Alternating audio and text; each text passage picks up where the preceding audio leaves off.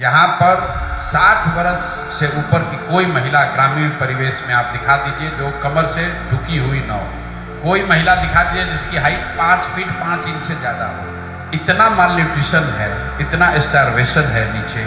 लोगों के शरीर में कैल्शियम और हीमोग्लोबिन की कमी की वजह से 50-55 आते आते लोग 70 का दिखने लगते हैं। गाँव देहात में लोग कहता है गरीब आदमी जल्दी बूढ़ा हो जाता है। बिहार में पर कैपिटा इनकम है 35,000 रुपीज पर एनम। देश का एवरेज पर कैपिटा है 1,40,000।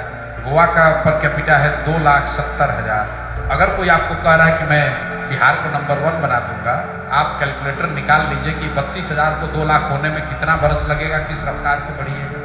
और जब आप बढ़िएगा तो गोवा के लोग कपड़ा ओढ़ के सोएंगे थोड़े, वो भी तो बढ़ रहे होंगे।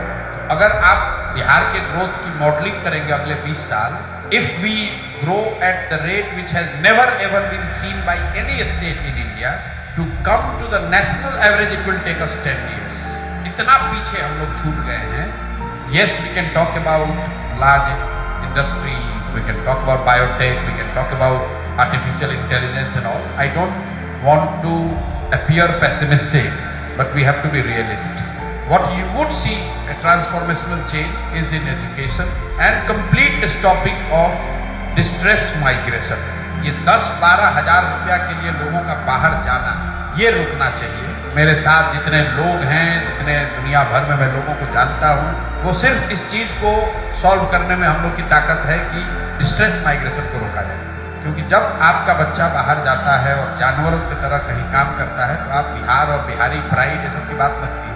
For me, that is the real crisis I need to solve, we need to solve, rather than कि भैया हॉस्पिटल कितना बढ़िया हो जाए। बहुत जरूरी है, लेकिन उसमें इंक्रीमेंटल सुधार से काम हो सकता है। We need to invest in education and we need to invest in creating jobs so that our people are not forced to go and do this forced employment for 10,000, 12,000. It's inhumane. Crisis है, लेकिन resources are always finite. Hence, you have to prioritize what you want to do.